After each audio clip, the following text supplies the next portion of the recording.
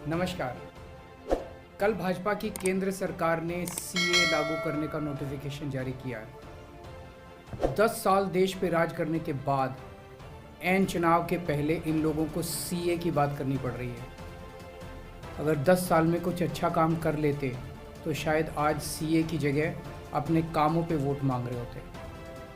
आज देश के सामने सबसे बड़ी समस्या महंगाई और बेरोजगारी की है।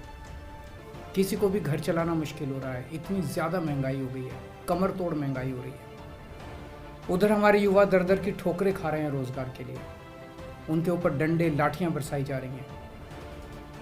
ऐसे में सरकार बेरोजगारी और महंगाई का समाधान ढूंढने की बजाय सीए की बात कर रही है, तो ये बड़े दुख की बात है।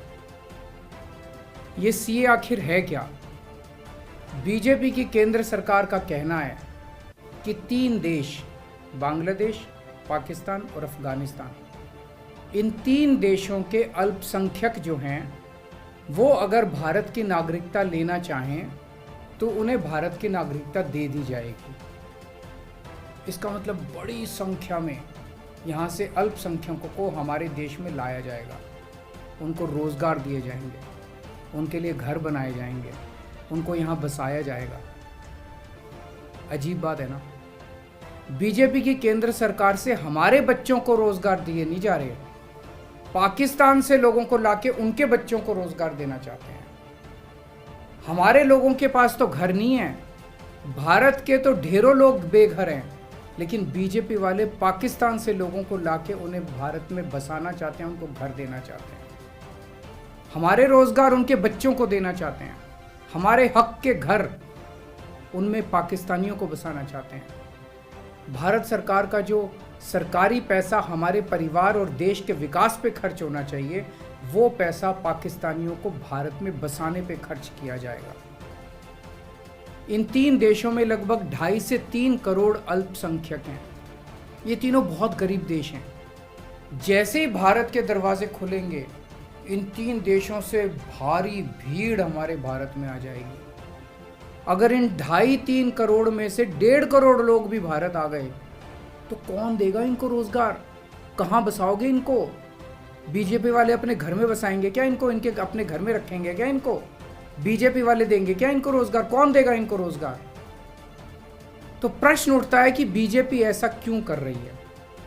कई लोगों से मैंने बात की, कुछ लोगों का कहना है कि ये पूरा का पूरा खेल वोट बैंक बनाने की गंदी राजनीति है।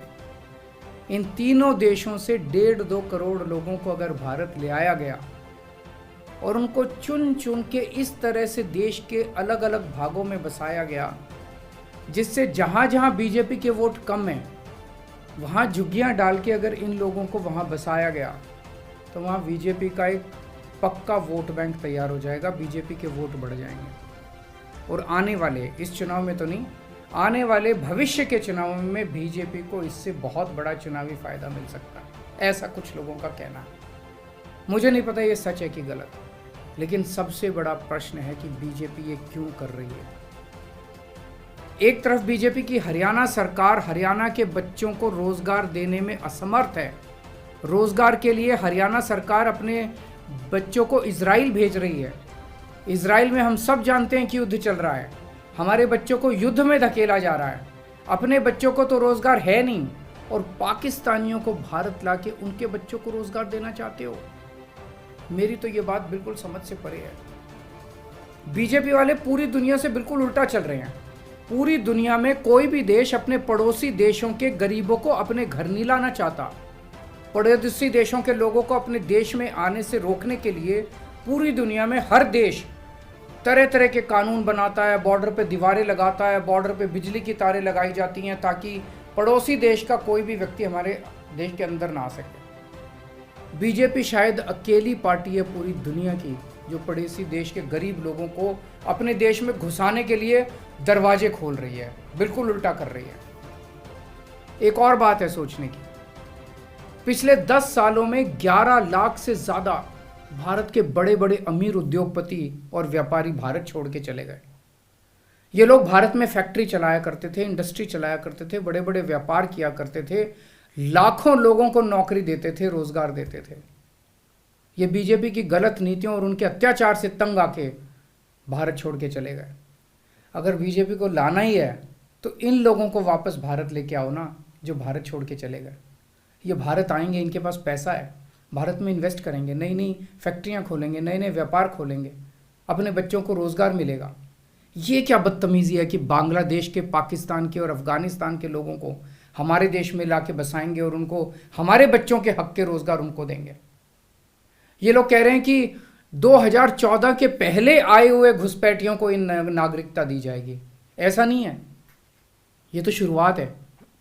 एक बार ये सिलसिला चालू हो गया, एक बार दरवाजे खुल गए तो फिर बहुत बड़ी संख्या में पाकिस्तानी और बांग्लादेश से लोग भारत में आने लगेंगे। आज बीजेपी कह रही है 2014 के पहले आए हुए लोगों को ही नागरिकता दी जाएगी।